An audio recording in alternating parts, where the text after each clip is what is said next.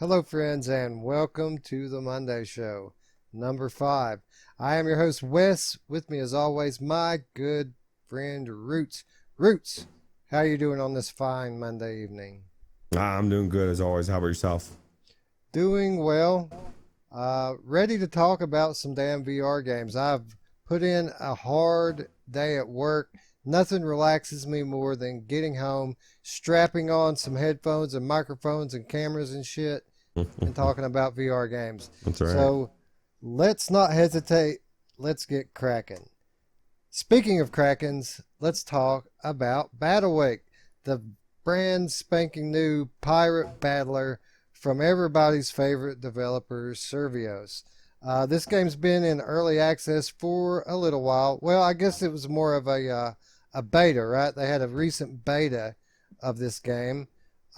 Very polished experience. You took part in the beta, and this past week it came into full release. I played it a little bit. You played it a little bit more. What did you think about Battlewake Roots?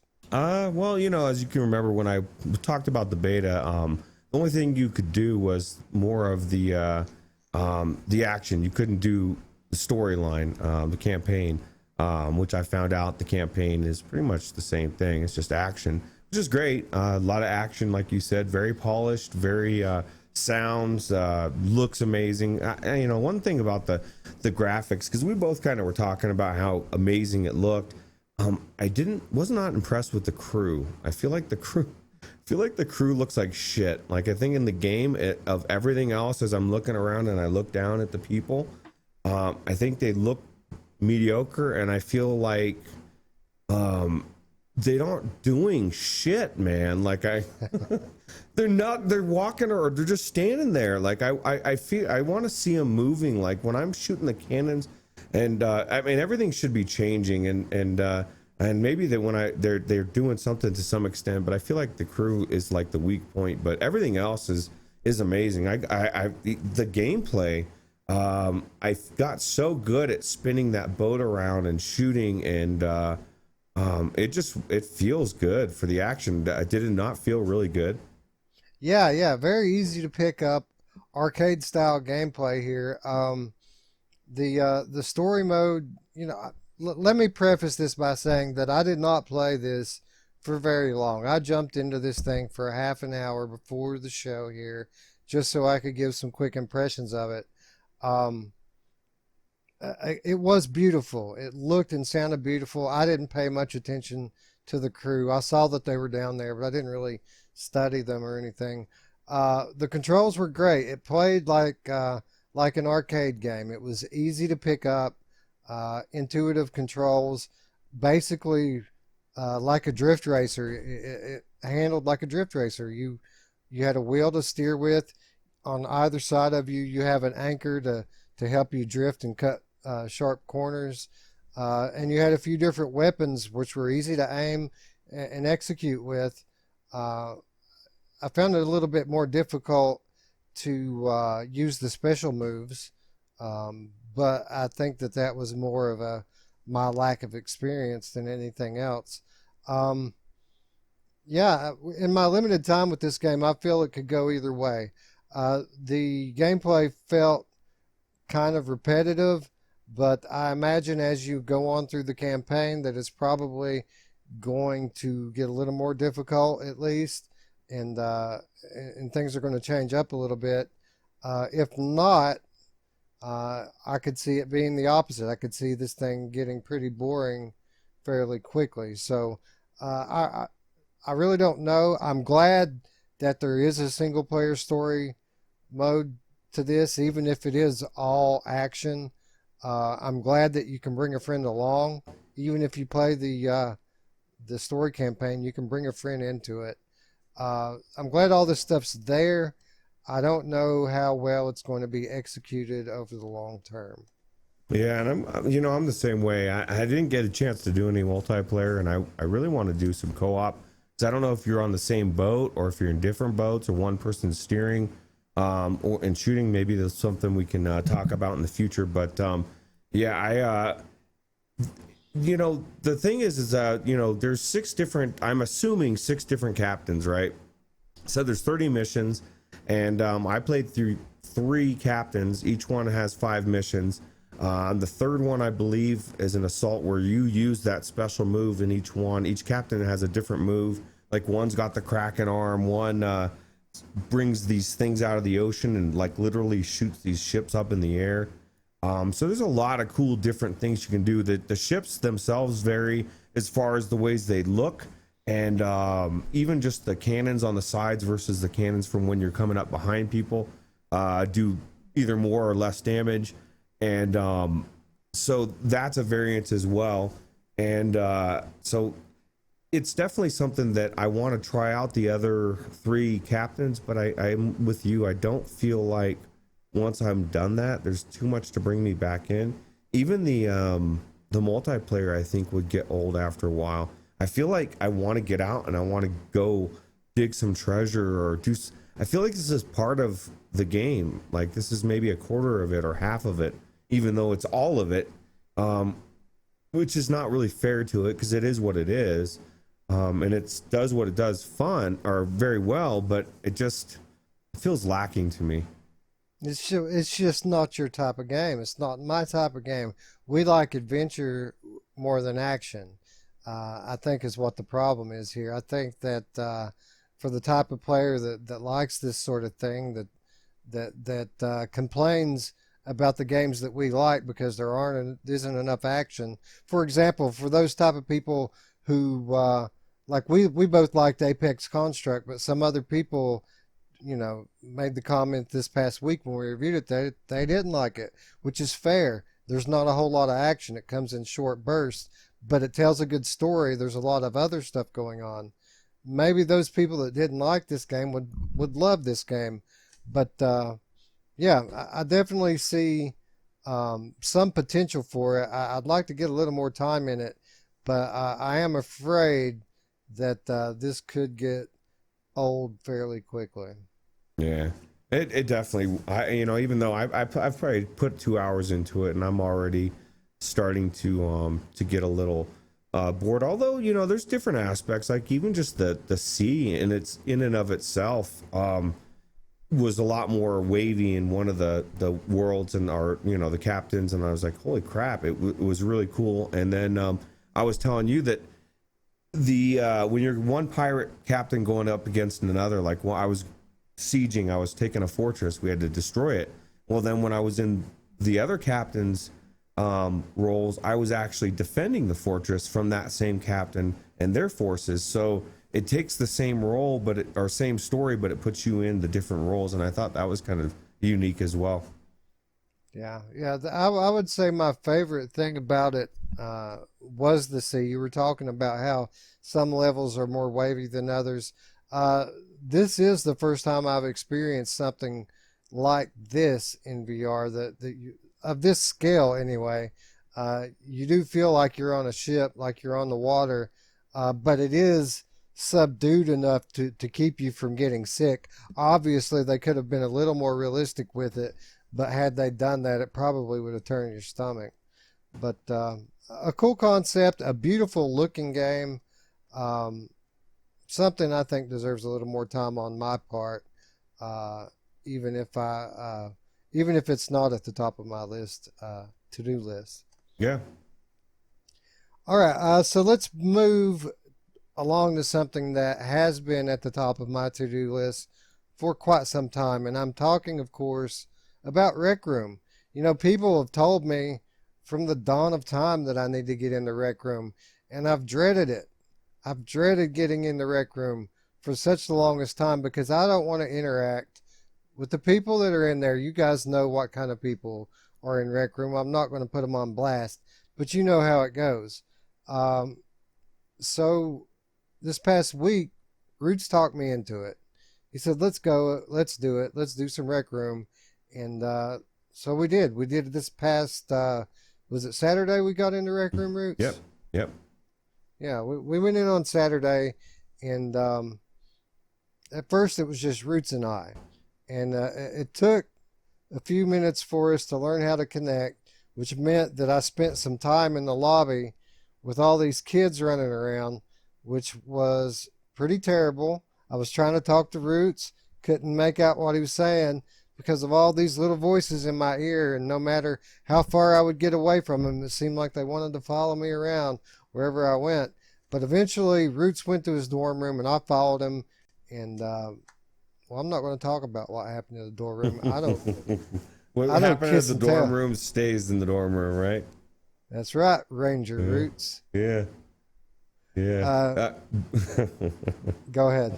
I was gonna say, yeah, I got a ranger like a Boy Scout outfit, so that was one of the things that Wes had said as he's coming into my room to that he was worried he was not to do anything funny, and I said, oh, wait till you see what I'm wearing, you know. But no, it was I love Rec Room. The same thing that everybody gets turned off about. I mean, yeah, it gets annoying sometimes when kids are that way, but I love trolling people. I love flipping things. People try to troll me, and I'll flip it, and I'll make them either feel stupid or you know, if it's a kid, I you know, I just be nice to them, and I've made a lot of kids' days as far as just talking to them and just, you know, having a good conversation or whatever about in the game. And I don't know, I think it can be a bit much, but I've had some good times in Rec Room just with you know, kids and adults. So Well, I had a lot of preconceived notions about Rec Room, and going in initially, it seemed like they were all going to be true. The first thing that we did after after we finally managed to party up together, is we went into the Rec Royale. Again, absolutely full of children. Um, in the lobby thing there, the little hangar or whatever, and loud the whole time, and annoying kids yelling at one another, telling each other to shut up. And obviously, this is my first time doing anything in Rec Room, so I go down to what seemed to be a pretty fleshed out, good game, Rec Royale. But obviously, there's no tutorial, so I'm trying to learn how to play, and pretty much getting killed immediately each time that we go down on the ground, which puts me back in the hangar waiting for Roots to play, and little kids chasing me around going, hey, hey, hey, hey, hey, look at me, look at me, look at me, look at me. And yeah, I thought, oh my God, why did I do this? I knew this was going to happen. Why did I do this? But eventually we get back to Roots' dorm room, and we get the idea, let's go play some quests. Well, we need a third man, and it had occurred to us that as we were last time we talked about Rec Room, Scion, a subscriber, left a comment that he would like to go in with us. So we contacted Scion, and Scion gave us the tutorial, the proper Rec Room tutorial that that we needed all along. And when Scion showed up, that's when the whole experience changed. For me anyway. Roots, what about you? oh yeah, these quests are so cool. Like each one of them is different. Like the one we're playing here is Jumbotron, and so you get your guns and you go through. You can get a shotgun, you can get a machine gun. I think there was a third gun I didn't try, but and you're going through these things and all this stuff spawning, and it's actually hard. And there's where you can kill each other. You know, friendly fire is turned on.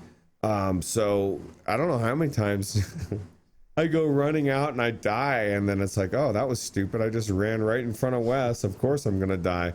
But no, we had a lot of fun, and it just shows me what they can do with a game that's free, I mean, it's on all platforms. I mean, everybody should have this game. And we were even talking how you could play literally with 4 of your family members with the Quest, 2 PSVRs, and a Rift. You could have your whole family in there just about, and that's crazy. Yeah, and to be clear, after Scion showed up and we started doing these quests, I had an absolute blast. This thing was so well done. It's kind of hard to believe that this thing is free. There's so much good content in this game, and I didn't even experience half of it. Yeah, you But just did like three things, I think, right? we did three quests, and right before Scion showed up, I did some stunt runner, which I enjoyed as well. I thought it was pretty cool. Um, but the quests were definitely the highlight. First person shooter quest, and then some melee based quests as well. All very well done, cute, clever, like a lot of the things in Rec Room are. Uh, and for those of you interested in watching our or my first Rec Room experience, or at least the good part of it, Roots recorded it. I recorded it. Uh, Sometime this week, I'm going to try to find time to edit all the footage together. And I don't know if I'm going to do a picture in picture, or I'll probably just do scenes from both and switch points of view. But if you're interested in watching the experience, look for a video or maybe even a series of videos, because it did run rather long. We played for, well, how long did we play, Roots? 2 or 3 hours we played? Couple hours at least, yeah. Yeah, it was Yeah. cool. It flew Yeah. by too. Let me ask you this now. Of course we were recording, both of us, so I don't even know if this is 100% fair. I'd have to play again without recording, but it was pretty choppy as far as like at different times. So much so that I went and checked and made sure everything was running good, because I had to redo my coolant system in there and everything. So for my CPU, so I wanted to make sure the temps were good, and it was good. But I was like, man, but it's just it's very intensive. So I don't know if it's just still working on optimization for them or what. But while I was recording, it definitely wasn't 100% smooth time. Yeah, I had some occasional choppiness myself. Even before I started recording, when I was in the dorm room by myself, I had some choppiness, but I turned the graphics setting down from like the highest setting to the next highest setting, and that seemed to take care of that. Yeah, maybe that's what I need to do as well.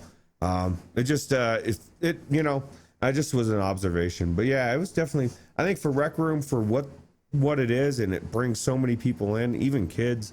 It's just a good way to troll people and just go in there and troll them and be who Wes hates. Those people that are loud and annoying to people, and I just love when somebody tries to troll me. I love going back and flipping it and watching them try to think like what the hell's going on, because most people don't know how to respond that way. So it's just my own personal fun.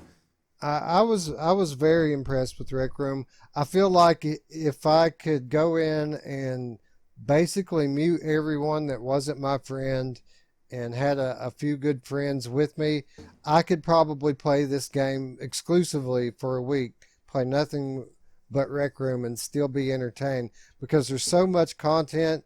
And then after you play all of the creator-based content, then there's user-based content, which was actually one of the first things Scion showed us, was this winter village thing, that you go up into this cabin up on the hill, and there's Christmas music playing and a Christmas tree, and it actually made me feel a sense of it made me feel the Christmas spirit in the middle of September, which I thought was really cool. Yeah, I think that's definitely a very cool aspect of it. And we were even saying how amazing this is, and VR in general is like this. Like, you could take, as a parent, or even from a kid's perspective that's received it as a gift, a PlayStation, Quest, Rift, whatever, and have absolutely no games bought whatsoever, and say, okay, just you can only play free stuff for like 3 months. You don't have any money. There's enough shit out there between games, experiences like this, that you don't really need to be playing and buying a bunch of games. I just think that's really cool. Especially from a parent's perspective, that maybe you just dropped $500 on a Quest for the family for Christmas, and you don't have money for games. Well, don't worry about it. Just get Rec Room. You don't even have to have any other games, for a while. So I think that's really cool. Yeah, there's a bevy of free content in VR now, and there pretty much always has been since I've been in VR. When I first got my PSVR, I pretty much just played the PSVR demo disc for the first day or two at least, because there was so much cool content on there. But yeah, definitely impressed with Rec Room. As much free stuff as there is in VR, Rec Room definitely near the top of the list for me. Yeah, and one thing we didn't mention too is like the replayability as far as even just the games outside of different experiences. They give you all this credits and things, you earn a bunch of gold or whatever experience it is you're playing. Like if you look at Scion there, if it turns back again, he's got this whole get up, and I guess you actually unlock that by winning it, and then you can go to the front and you can buy different outfits and stuff. Like had to buy that Ranger stuff from the Rec Royale, so you can buy different outfits through the currency you earn by playing it, and it just gives you a lot of reasons to go back in as far as skins, and you want to make your guy look cool. You want to come in to show the virtual strangers guys around Rec Room, and you come in a badass Jumbotron suit that nobody has because you have to earn it. I think it's pretty cool. Yeah, definitely. I think I made my character look awesome. Yeah. I mean, I gave him just like you. this brown hair and this plain white T-shirt, and the dude like a black ball cap.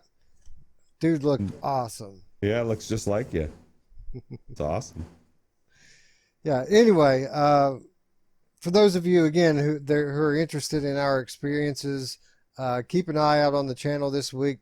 If you're new, hit the subscribe and the notification bell, and I think that I'll probably upload the compilation video, to the Virtual Strangers channel, and then watch Ruuts' channel, watch my channel, and there may be even a long form video come out from each of us with less stuff cut out, like a unedited long play video. That's a good idea.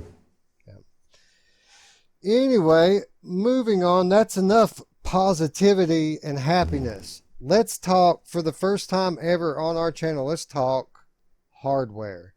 So what has come along that has made us feel strong enough feelings to talk about hardware on our beloved channel? Well, I'll tell you what, our favorite company, HTC, has brought us another product, and this time apparently it's not an enterprise product, folks. That's right, we're going to be able to get it for less than $1,000. Ruuts, can you believe we're going to be able to get something new from HTC for less than $1,000? I can. I just think I'm thanking God that HTC just is blessing us with a product that isn't going to break my bank, and it's promised everything that I've wanted. It's got everything that their competitors have, like everything, almost like they copied everything off of it. But yeah, that's the totally different story. But yeah, it's yeah, I don't even know what else to say. So let's talk about that. Let's start with price. Everybody seems to be pretty content with the $700 price tag that's coming with this thing. By the way, folks, Vive Cosmos available for pre-order now, ships on October the 3rd. So just in a few weeks, you can have your Cosmos if you're one of the people who want one of these things. And that's one of the questions that we need to talk about, is who exactly is the target audience for this product. But first of all, let's talk price. People seem to be fairly content with the $700 price tag. And what I'm wondering, is $700 really that good of a price? Or does it just seem like it's a great price because it's good for an HTC product? HTC notoriously has overpriced their products ever since Vive Pro has come out. They've increasingly developed this reputation for being an enterprise only company, because everything they come out with is overpriced. When people criticize them about it, they say, hey, it's not for you, it's an enterprise product.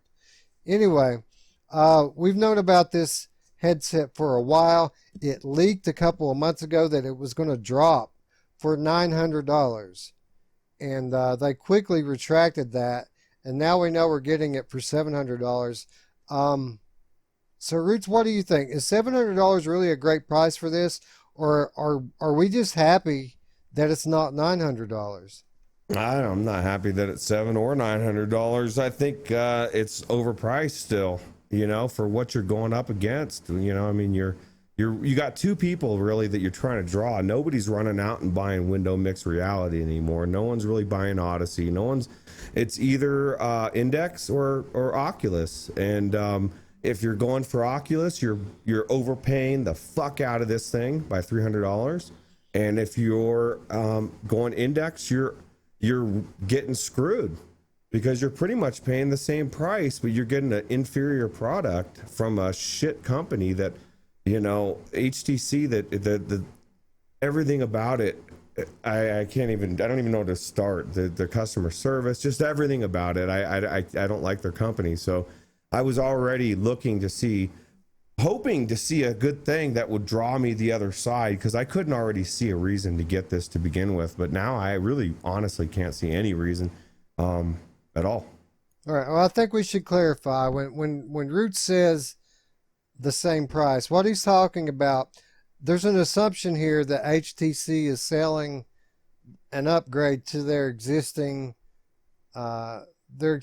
customer base, people that already have a Vive. So if you already have a Vive, that means that you already have base stations. And if you already have base stations, you can get a Valve Index with the Knuckles controllers for $750. Pretty much the same price as the Vive Cosmos. So the question is, why would you buy this as opposed to the Index if you already have base stations? Well, that's a good question. And really it begs the question, who should buy this? Roots, obviously, for someone who money isn't an object, that isn't on a budget, Valve Index is the best product on the market. With Valve Index, you're going to get more field of view. You're going to get the state-of-the-art sound, best-in-class tracking, the Knuckles controllers, everything top of the line with Valve Index. With Vive Cosmos, you're going to get a very minuscule increase in resolution. I'd be interested to know if it's even noticeable. But you're taking step down in a few other categories, and it makes you start to question, obviously if you're getting this over the Index, then money is a thing for you, right? And if money's a thing for you, why are you buying Cosmos instead of buying a Rift S? Roots, can you tell me what about Vive Cosmos is $300 better than your Oculus Rift S? Well, I know the tracking is not better from what I'm reading, and I don't think it will be better. I don't care if there's an extra camera or not. So that's not better. The controller, it does have a little bit of, I think it has an extra button or two, but it looks just like the Oculus Touch exactly, because it works, and they've gone to joystick, which is good. So you're not getting a better controller. It's so much so that it's based on lighting. Like, it has to be well lit up. They've got lights in there that have never been in controllers before. Very, very bright and super heavy. So what I've been reading is that it's very intensive to be swinging around all the time. You get tired a lot, so you're gonna be holding these heavy controllers. And so yeah, I can't think of anything that would be better. Like that right now, the Rift's tracking is the best inside out tracking, and so this is where HTC's banking. They've got the module, right? Okay, they say, well, don't worry about that. If you like your base stations, you can keep your base stations. Okay, you can use them. You can buy this module in Q1 of 2020, and it'll give you access to your base stations. Great, right? You can have great tracking, and probably for a couple $100, which is great. So now your $700 is a $900 system, but you could have gotten the Index for $750 kept your base station, said fuck the module. You have better refresh rate, you've got better customer service, better audio, better FOV. Like what is the draw? There is no draw. This product to me, as I was looking at it today, I'm baffled. Unless you are an HTC fanboy and you want to have, you know, every product they have, or you want to believe that their product is better because it costs more, have at it. I say no to the Vive Cosmos. Yeah. Well, I'm not as harsh on it as you are. First of all, let me say I would never pre-order something like this. I would never ever pre-order this because it's seemed like a reactionary project from day one. Oculus announces their new headset, then all of a sudden Valve says, "Well, wait a minute, we've got one coming too." Oh, you have 5 cameras in yours. Ours has 6 cameras. You have a Halo design headset with improved ergonomic controllers. Well, so do we. Check ours out. Oh, and check out our IPD slider, by the way, everybody. Nice IPD slider on here. And you know, everything about this, it seems like they're just trying to one up Valve and Oculus. Yours is 1440 by 1600. Ours is 1440 by 1700. You know, a minuscule, unnoticeable bump, but just enough for them to say that it's there. Now let me be clear. I think that it's very possible that the Vive Cosmos could be a better headset than my Oculus Rift S. Obviously, it's going to run at a full 90 hertz. It's got a little bit more resolution. It has a good audio solution compared to the shit audio on the Oculus Rift S. But as Ruuts was saying, I'm not quite as confident that the tracking is going to be as good. I'm going to have a wait and see attitude on that. See what the reviewers say. But for the advantages, I like the flip up visor. I think that's really awesome. I wish mine did that. But for the advantages I'm seeing here, you're nearly charging twice as much as you would pay to get an Oculus Rift S, and I feel like it's just not worth it. I feel like I paid $800 and I got a Rift S and I got an Oculus Quest, and I'm quite happy with my purchase. I'm not sorry that I didn't wait for this. Yeah, I if it was any other company too, like, to me, they've just proven that it's just issues. You know, there's a lot of issues with HTC, and I'm still baffled they're still around with a lot of their decisions they make. But I guess they're bigger in China than they are here. But I don't know. I feel like it's trying to fit into a place that is in between, and it doesn't really fit at that price point. You know, if it was the same price point as the Rift, or maybe $100 more, you know, I could see it, because I guarantee you I'm gonna get this thing, and I'm not gonna be happy with the tracking. Now, maybe, I don't know, I thought the same thing about the Rift S, but Oculus really dialed it in, like they do everything, like the ASW and everything they do tends to be a little bit ahead of the competition as far as their software goes, at least from what I've seen. So really, what I think the real issue here is that it's too little too late, and with the emphasis on the too late. The customer that would buy something like this already has bought an index. The people that are going to buy this are people who aren't so much living on a budget, people who are willing to spend a little extra to have the best. Those people have already got an index. If you're not in that group, if money does matter, you've already bought your Rift S. You know what I'm saying? Right. They're getting into the market too late. The one thing that was a big selling point about this in the early announcements, the one thing that everybody really looked forward to was the possibility of it being mobile, the possibility that you're going to be able to tether this thing to a smartphone and take it with you like an Oculus Quest.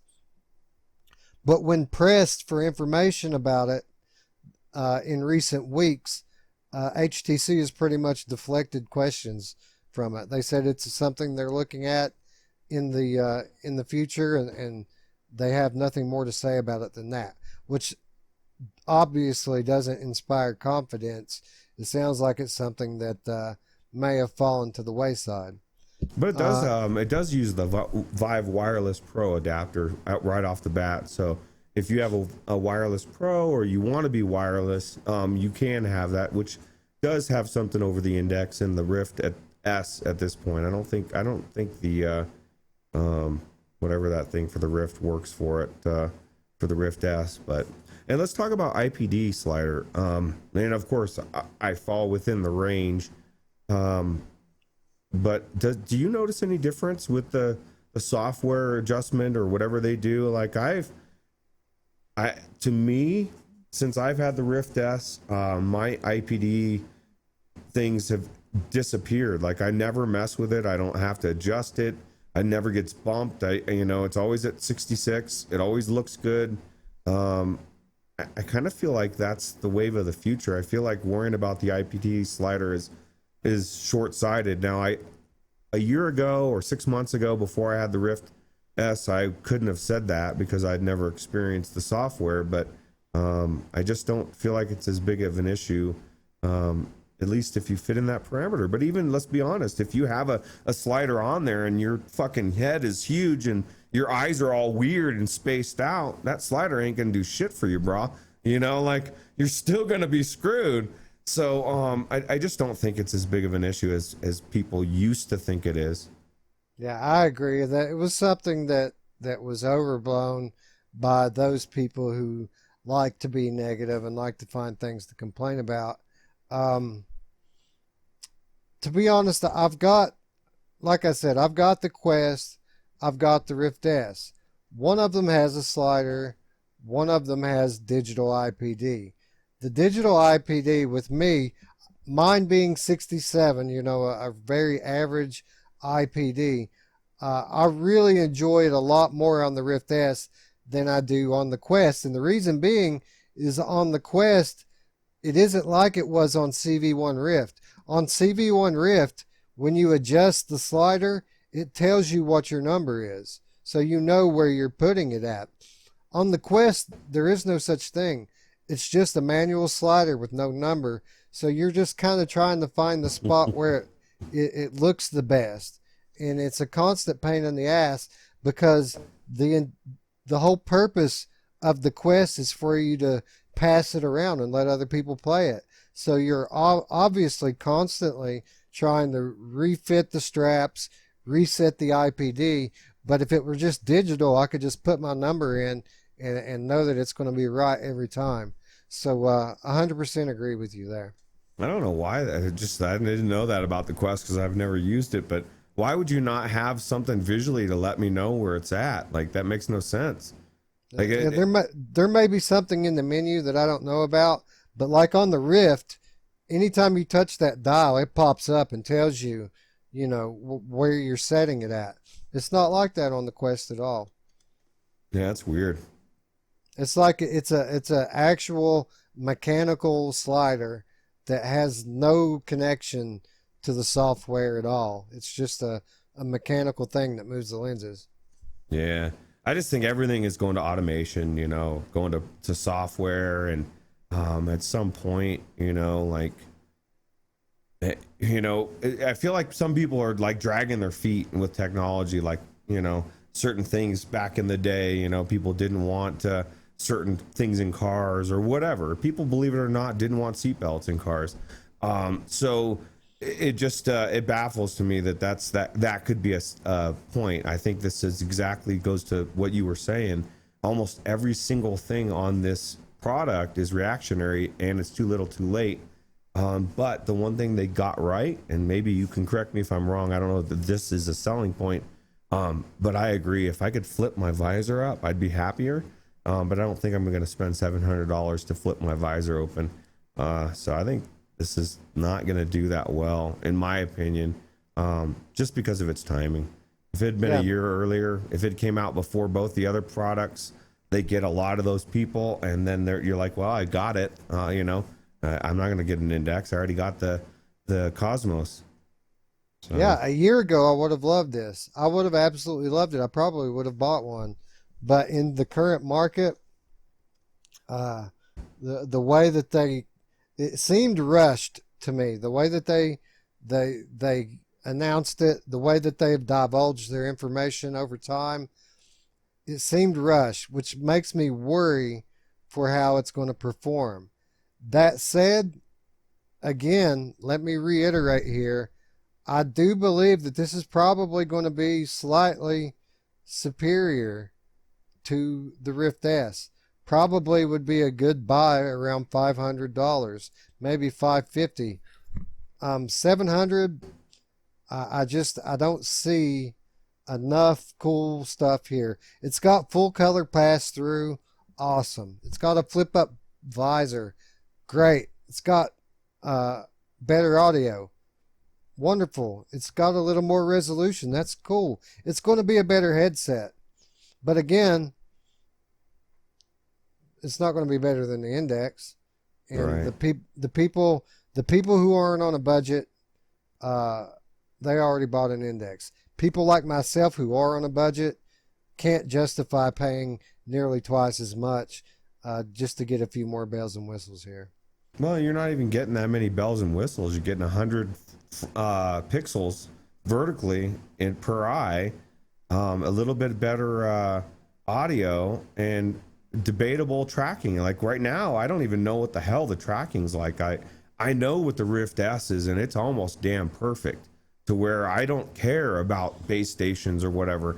So my fear, if say I got this day one, my fear would be, even if I had base stations, would be I'm going to not be happy with the tracking, and I'm already going to be in the mode, well, I'm going to get the module when it comes out, and it's going to be a couple $100. And now I got to wait for good tracking for $200 or 2 months, 3 months or whatever for or longer, and pay for it to get what I could have today with the Index, with the Knuckles controllers, the refresh rate, the what field of view. It like you said, okay, anybody that doesn't have to worry about money's bought the Index already. But if they haven't bought the Index, this isn't going to satisfy them. They're going to think for a couple $100 more, I can have even out of the box, I can have the best for $1,000. And if I've got the Vive for $50 more, I get it, and I don't have to worry about the worry, which I guarantee anybody that's played, that's an enthusiast, because I had the same worry. Tracking's a worry. Until you've played it, you're gonna worry about that tracking. Is 6 cameras enough? Does HTC know what they're doing with the Insight tracking? So it's debatable. I just don't. I think it's too much of a sketchy, non-worth thing for me to even consider in any aspect. For sure, not a pre-order, right? No. Well, especially like when the pre-orders first dropped, didn't you say the specs weren't even out and people were running out and buying it? And that's really sketchy to me. I'm not going to buy anything that don't know at least the specs, Yeah, especially since the way they fucking hid their specs for so long on this. Like, it was pulling teeth to get any information for months. Right. Well, I think that it was really important for them to shed this image, this negative image that they've built up about being profiteers. So I think that they wanted to really release a product for as little cost as they can in their eyes, and still be able to say mine's better than yours. So I think that that's what this is. I just think that it's the wrong time for it. I hope I'm wrong. I actually hope that it does well, because what I'm hoping, if this does well, it's going to be it's going to serve as competition for Valve, not so much for Oculus. Oculus, the Oculus base is going to be the new VR player. It's not the enthusiast base. It's meant for they focused on affordability, ease of use. They're trying to bring new people into VR. I get it. So if Cosmos does well, it's not going to be taking people from that. It's going to be taking people from the high end, from the enthusiast sector. And this kind of competition may bring the price of the index a little bit more in line with the price of the Cosmos, which would be awesome in my opinion. So, because I do think that the index is a bit overpriced as well. So, hopefully, if the Cosmos does do well, that it will at least have this effect of creating competition within the marketplace. Yeah, I like your rosy outlook or twist on that, because that's my look too. Is like, how can this headset doing well benefit Roots? Because I would like to pick up an index. I'm not going to pick up a Cosmos, but if I at some point I will own an index. I'm waiting for somewhat of a drop, just because with the Rift S it makes no sense. But like I was telling you earlier, I see a point, kind of like Mamefan. I want to have the best, which I do think the index is all around with audio, everything, but I want to have the best version for my Rift library, which I can't imagine playing everything back in CV1, which I don't even own anymore. And I would never want to deal with the jank of, I have this really good game that Oculus put out, but it plays like shit on my index. I need to have both. Yeah, I've gotten so used to having an easy to use setup now. I couldn't go back either. It's just so nice being able to plug in, two plugs, put the thing on and go. I don't have to worry about having all of my USB drivers in order on every single one, because I've got freaking towers all over my room to triangulate my position. I don't have to worry about getting my straps just right. I can just put the thing on and go. And the same thing's true of the Quest, of the Rift S. So yeah, I definitely couldn't see myself going back to a CV1. That would suck. Yeah, it would suck real bad, because I don't think people realize that, because I didn't realize it was happening, that every once in a while, even if you have flawless tracking, your USB things can have a glitch, and one of them just goes out and comes back in, and it gives a slight hesitation, and you can notice it. I'm telling you, the Rift S tracking, I should be a salesman. It's so good, man. Like I never think about it. I never run into an issue where I'm like, oh shit, my hand's doing something weird. I just never thought before I bought the Rift S that, because I really worried about it. I really thought, man, this is not going to be as good as the sensors. And I think Oculus proved them wrong. And that is one thing that I will be interested to see if HTC can do it as well. And that would be another reason why I would want it to succeed, which I don't want it to not succeed, but I just think in this market, it doesn't make sense. I don't see it doing that well. Yeah, I agree. I don't see it doing that well either. But again, at least they're not trying to put $1,000 tag on it. And if it does do well, it will at least serve the purpose of creating competition. And as we've stated many times on this program, competition is good for everyone. So, yep. Best wishes, HTC. I hope I'm wrong about your product. Yeah. Probably not. All right. With that said, I think that's going to wrap up the Monday show, isn't it, Roots? Yep. All right. So, for those of you new to the channel, if you haven't already, be sure to subscribe. If you've liked the video, click the thumbs up button. Be sure to look out for our Rec Room video to come out later this week, as well as a review discussion about Minecraft VR and a review discussion about Angry Birds VR Isle of Pigs. With that said, I'd like to thank you for watching, friends, and for Roots, I'm Wes. We'll see you next time, friends. Bye-bye. Take it easy.